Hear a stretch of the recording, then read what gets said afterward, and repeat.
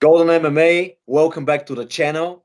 Today I'm chatting with John Winter, a professional MMA fighter with a record of 4 wins and 2 losses, also a brown belt in Brazilian Jiu-Jitsu. John, thank you very much for accepting the interview and being here. Yes, of course. You're welcome. We have a lot to talk about, John. And first of all, I know that you are going to fight on the 1st of October. I would like to ask you, who is your opponent? Where are you going to fight? And can you tell us more about what we can expect from this fight? Yes, of course. Uh, 1 of October I will fight, 1st of October. First I will tell about that. So I will fight in Groningen against Joey Wills. I don't know a lot of him. I only know his trainer. His trainer is Paulo Boer. That is a little bit a well-known fighter in Groningen and also in the Netherlands. So I will fight against a student of him. I didn't see anything about him, but that doesn't matter. Yes, it's just a fight for me.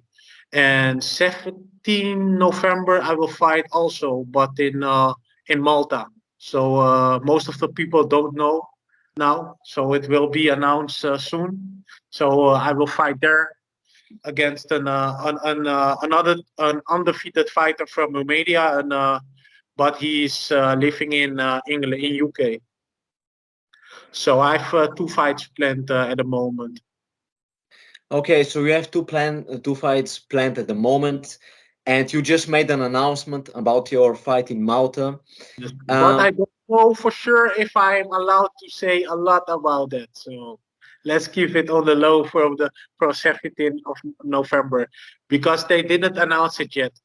So I cannot say what organization.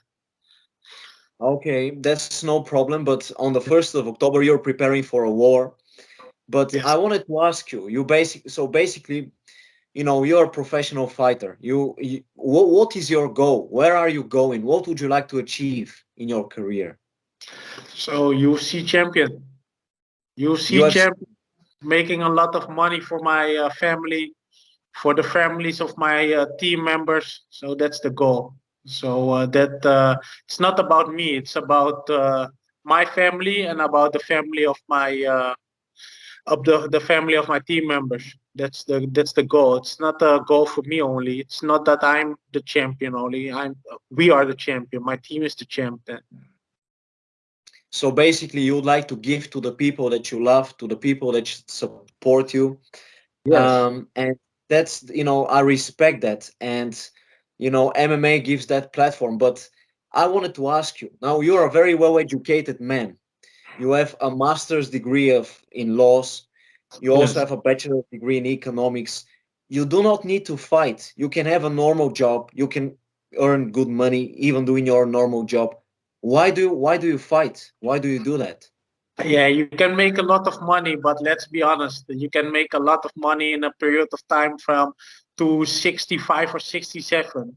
So I have a good job, but it's not I'm very thankful for the job, and I'm thankful for my education, but it's not that that I can provide for my family and other families beside that. So maybe only for my family, but not for everybody. It's not that you're gonna be a millionaire if you are just working. And beside that, I'm a person. I love competition, and I love something that not everybody can do. So I think that that's the drive for me, because first I was only my focus was only on soccer. I love to play soccer, but in a while, maybe when I was like 19 years old, some friend of mine introduced me to MMA, and yeah, then I started to do MMA, and then I saw that I could fight really well. So I thought, hey, the whole time, the moment that you are starting one time, then yeah, then it's done. Then you are obsessed. Yeah, I completely understand you. And so basically, you started with MMA when you were 19. Before Yes. that, you were playing football, soccer. as they say in America. But basically, when you started, did you think that you could make a career out of MMA, or was it just because you liked the sport? What was it? Oh no, it was just because I like the sport. It was not that I wanted to be a fighter or something. I wanted to defend myself. It was that was nice, and learning some tricks if something will happen, and be more confident in your ability to defend yourself or defend somebody else of yours. But after a while, the whole time when you are training and you're training a lot, and you see that some fighters are doing very well and that they achieve some things, and you are watching the sport more, and you see what you can be capable if you are a champion, or and what you are, and what you can achieve. So that's so after a while I wanted to be like a champion, but it was not from the beginning that I was motivated to be a UFC champion or something like that. So basically, your passion for the sport, it grew with time. Initially you just started as a fan, as a person who just enjoyed the sport, and then you saw what the opportunities were, and then you decided to actually pursue a big dream of becoming UFC champion. Yes, and I saw that I was doing really well in sparring. With fighting, I saw that I have the talent to do that. So then FTE. I think when you are, if you are winning a lot, then you will get a lot of people will give you compliment for, and are telling you for, hey, you can be a champion like that. Then your motivation is becoming bigger and bigger. And now the last two times I've lost, but that doesn't mean nothing for me, because I needed that experience also. Because I'm not, if I'm in the UFC, a lot of people they want to be in the UFC to be in the UFC. I don't want to be in the UFC only. I want to stay there, and I want to have that belt, and that's it. It's not I'm not there to participate. I'm there to conquer. That's a very nice sentence, and that reminds me of Conor McGregor back in the day when he was hungry, when he said, "We are not here to take part, we are here to take over." And I've seen some of your fights, and you have a very, very unorthodox style of fighting. You are a very untypical heavyweight. You move a lot. You move like a middleweight. You lose a lot of kicks. You attack from different angles. You've got very solid ground game. Obviously, brown belt in Brazilian Jiu-Jitsu. You are very untypical because, as we know, the typical heavyweight fighter, they're not really technical. They're banging in there. They're going always for the knockout. But you approached it in a very technical, aggressive, but also calculated way. Thank When you. did you develop this style, and why did you develop such a style of fighting? So first, when I started to do some, first I did some grappling, then I got injured, then I did some striking. I was watching a lot of Edison Silva. I was watching a lot of John Jones.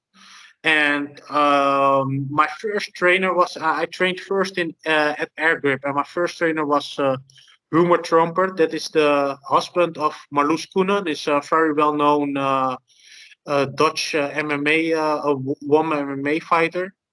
And he saw that I was moving a lot, because I was used to move a lot, because I was a soccer player. But Mm. after a while, I was getting bigger, and but you still needed to move a lot. So I got used to it, and I thought, hey, and I loved my brains, because because education is for me important, and brain health is for me important also. So I didn't want to stand and bang the whole time like a lot of people. I was not there to hit, to hit and get hit. I was there to hit and don't get hit. So that's why I created the style that I don't get hit a lot, and that's why that I'm moving a lot, and that my style is developed like this. And that's very, very important because we see a lot of fighters after their careers. they have CTE problems. They're not healthy. They're not even able to speak. So it's very important that we start practicing and training MMA in a smart way, because we often see that in training, people spar too hard, they injure themselves, and that's not a good approach. But I wanted to ask you, you said basically you started with MMA when you were 19 years old. If you compare John when he was 19 to John today, what differences would you see? Obviously, you are a better fighter, a developed fighter. But as a person, how did you change? I changed a lot, more experienced, much stronger, faster. Everything's got better, and also my mindset. Like maybe the John from 90 years old, if I lost one or two times, maybe I would stop and I think, hey, why do I fighting? Now I have other purpose in life, and I have other purpose like. The John of 90 will do it because it's people would say, "Hey, you are a famous fighter," or like that, and maybe more for the attention. But now I'm getting older and I'm doing it. I have other purpose. I'm doing it for a better life for my family, my girlfriend, and for my team members and their families. So it's much different now, and I don't see fighting like fighting only. I just watch to the technique, the tactical side. I'm always thinking about how I can improve myself. It's just I'm just different now. So it's basically become an obsession for you. You think about it all the time. You're looking for the Yeah. improvements. But in this sport, obviously, any person who has ever fought knows that the pressure is big. How do you feel when you are there in the dressing room and you know that in half an hour you're going to fight in that cage? What is the feeling? How would you describe it? How I can describe it? You have nerves. We are thinking from, hey, well, why am I doing this? I'm Mm. educated. I don't need to fight. Why am I fighting a good guy? He can give me some damage. Why am I doing this? But maybe after 10 minutes after that, then I think, okay, we will go for it, and we will smash the guy. So then after 10 minutes, another John is coming because I'm very respectful, and I'm very calm. But then I'm getting maybe after 10 minutes, after the nerves, I'm getting more aggressive. But I'm just thinking also. So it's not that I'm going like a madman to knock him out. I'm with strategy. I will. Yeah, I want to perform then. So you have the aggression, but you try to stay calculated, calm, collected. Yeah, like that. Yeah. And so basically, after a fight, obviously, after all that pressure, after performing in front of the people, how do you manage to relax, to go back to the normal life? Do you have like a routine, something that you do, for example, one day of just no phone, or what do you do to go back to the normal life? Just norm. For me, it's just like the less time. It's like normal lifestyle. So my girlfriend is used to it. She knows my purpose and what I want to do. So for me, it's different now. Sometimes I go into a hotel with my girlfriend. Sometimes we go out eating or something like that. But the week after that, when I have won or something, and I say always what I'm saying the week before the fight. After this, I will rest a lot, and my girlfriend is laughing because what will happen. Maybe 2 or 3 days I'm resting, and after that I think, hey, I'm not in shape anymore. I need to train, and I need to get better. So that's my routine. Yeah, I go the whole time. Go further, only when I go to holiday. But now I move out this year, so I won't go to the holiday because of a very expensive months if you go moving out. Hmm. So yeah, I'm only training, working, hanging out with friends when I have time. So yeah, I'm working also 40 hours or 40 hours a week. So yeah, that's yeah. So basically, there is no time to waste because if you fight on Saturday, Monday you have to go back to work. So Yeah. you don't have free time. You have to keep on going. And Yeah, you sometimes have maybe if I feel very tired or something, then I take rest. But if I don't feel like that, then I don't take rest, or I don't have maybe a routine that I say, hey, I will not train for 2 weeks or something like that. That's the difference with the jump from 90 years old. When I was 90 years old, then I would rest maybe a month. You won't see me training. I will only go partying, eating trash, and now I'm on a different mindset because I can celebrate a lot, but I'm not there where I want to be. So why I need to celebrate a lot? I need to work. so you have a big purpose and you are very dedicated to the sport and this is your life. And Yes, you fought 6 times in the professional ring in the cage. Did you also have an amateur career in mixed martial arts? yes, of course, but not a lot. Like Orlando Prince, My the, coach, yes. your coach. Yes, I went to him to Prague. Hmm. Then we had World Championship Amateur MMA. It was our first MMA fight, and Yeah. he needed to. The first round we won both, and the Hmm. second round he needed to fight against the Ultimate Fighter champion of Asia, and Mm. I needed to fight against Magomed Ankalaev, and he was 4 or 3-0 as a pro at that moment. So now Magomed Ankalaev soon he will fight for the UFC belt, I think, because Yeah. he has a very good winning streak in the UFC. So yeah, then you see what kind of level we got used to when we were like amateurs. Because yes, I didn't have any experience. I didn't fight only maybe 2 or 3 grappling or 5 grappling tournaments, and then I went there.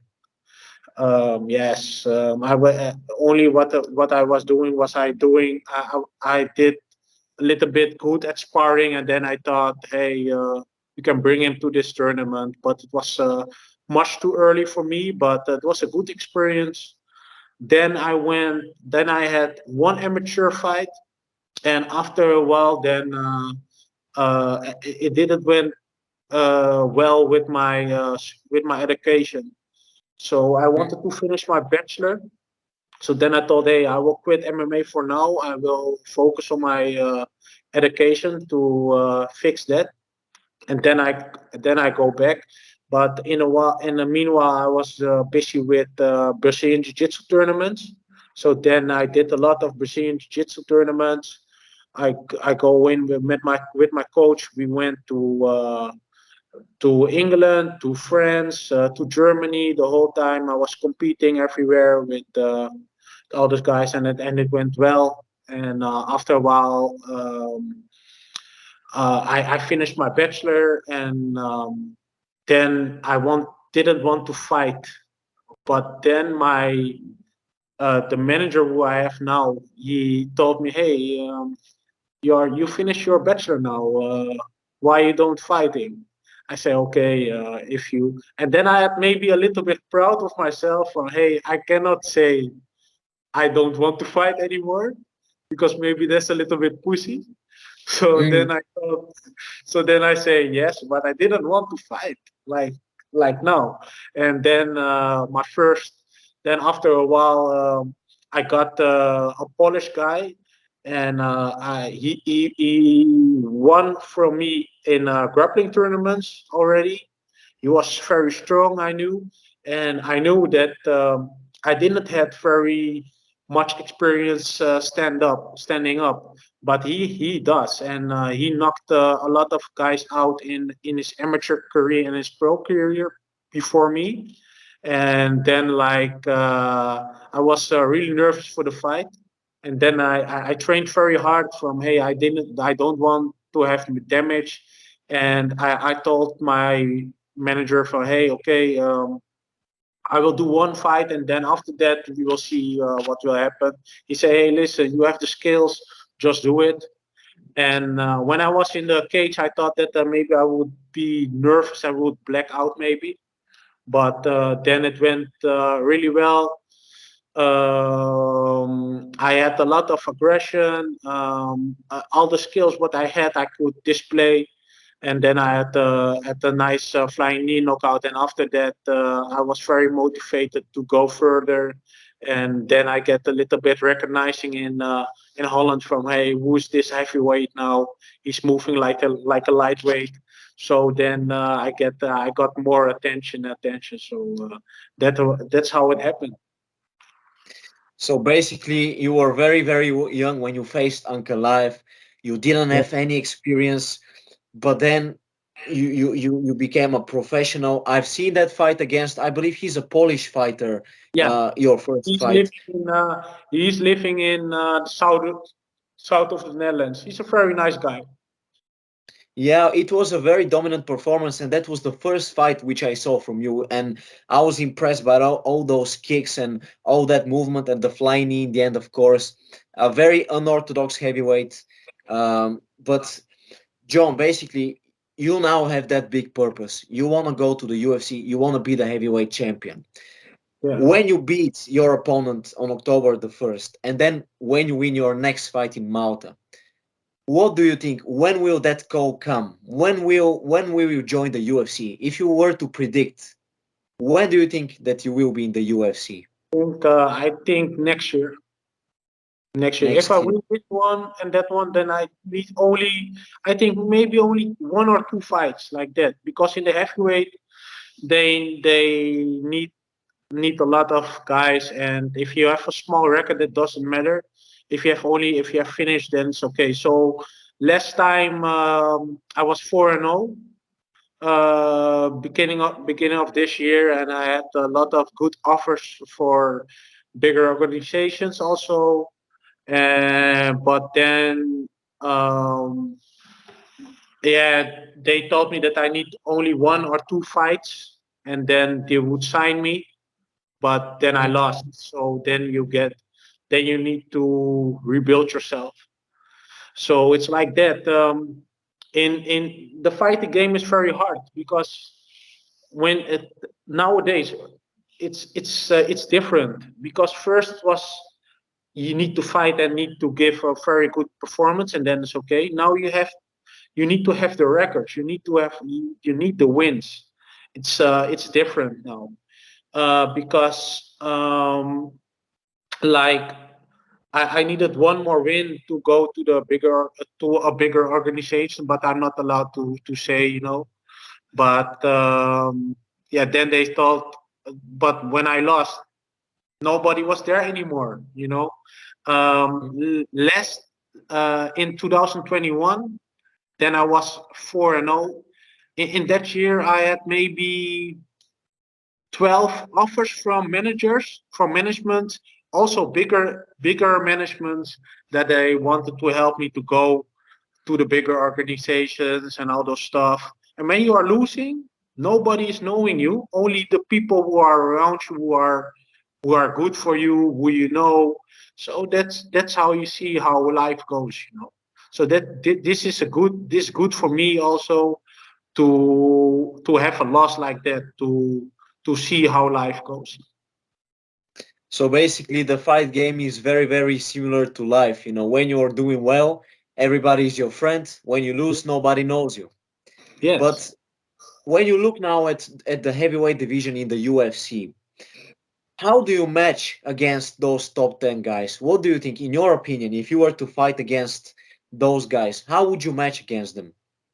Okay.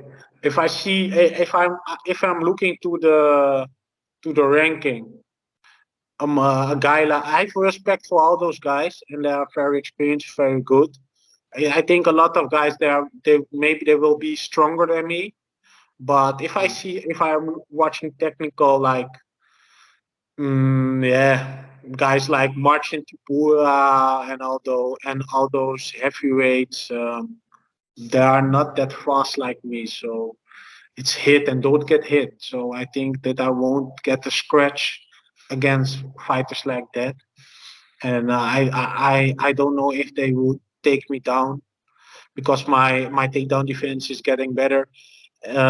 I think if you want to, if you need to be fast if you want to fight against me. I think if everything went well, so yeah, I think I would do very well against a lot of fighters. I think the most difficult fights would be guys like Cyril Gane, Tom Espinal, Francis Ngannou because of his power, because Yeah. his power is insane. But beside that, I'm not. Yeah, for now, if they ask me tomorrow to fight the rest of those guys, it's not different for me because I'm fighting also now. I'm fighting. I'm fighting a lot of upcoming guys who nobody knows. I think that people will be surprised when they see how guys who I'm facing, how they will do against a lot of other guys. Like my fight against the Olympic wrestler now this week he will fight for the Irish heavyweight title, and he's winning that one, then yeah, I think that he will go to the UFC. He fought the first opponent from Francis Ngannou in the UFC. That was I don't know his name anymore. He was a Brazilian guy, and he won also from him. So Mhm. yeah, that's how you see. Yeah, I'm getting better and more experience. So. Yeah, if they can sign me tomorrow, I'm there. So basically, you are already on that level. You feel prepared. You are not afraid of any of those guys. You believe you could beat those guys. Yes. And this weekend, we have a heavyweight fight, Cyril Gane and Taito Ivasa. And before I let you go, I would like to know, what do you think? How do you see this fight playing out? What is your prediction for it? No, I think that Shogun will win easy from him because Shogun he's very technical but also tactical. So I know he never will go in a slugfest with Taito Ufasa, and I know Taito Ufasa wants to do that. But you never know in fighting. Taito Ufasa he has a very good run last time. So yes, you never know. But I think it's an easy win for Shogun. It's not that I thinking Taito Ufasa is a bad fighter. He's a very good fighter, but I don't think that Shogun is a fighter who will give him that fight, because if you are watching the fight Gan versus Volkov, Gan versus Rosenstruck, you see he never will give you the opportunity to go in a slugfest with him. He's moving around, he's fast, he's kicking, so yes, and he's tall also, strong, and yeah. So basically, you see that Cyril Gane is going to beat Taito Ivasa. I agree with that. I also think that Cyril Gane moves very, very well, very technical, very tactical, as you said. So I believe he will get the win. John, I truly appreciate your time, and I believe that you can reach the UFC, and not only can you reach it, I believe that you are on that top level. I've seen some of your fights, and you are a very unorthodox fighter. I thank you very much for your time, and hopefully we'll see you next year in the UFC. Yes, you're welcome. Thank you. Thank you for the opportunity also. And yes, my last two fights I lost, but I think it was better for me because now I'm feeling ready for the UFC. It's crazy. because a lot of times people say, hey, if I would be 6-0 now, then I think that the UFC will give me a chance to sign. But now I'm feeling much more ready than if I only win, because um, if you are losing, you are watching, hey, what could be better and all those stuff. So and now I've made a lot of things better. I'm getting stronger. I put a lot of energy in my strength. I'm getting heavier now. So yes, thank you. Yes, thank you very much. These losses basically made you a better fighter, is what you are Yes, saying. And we will see you in the UFC. I believe that. Thank you very much, John. thank you. And make sure to subscribe for Golden MMA, guys. And I'll see you next time. Peace.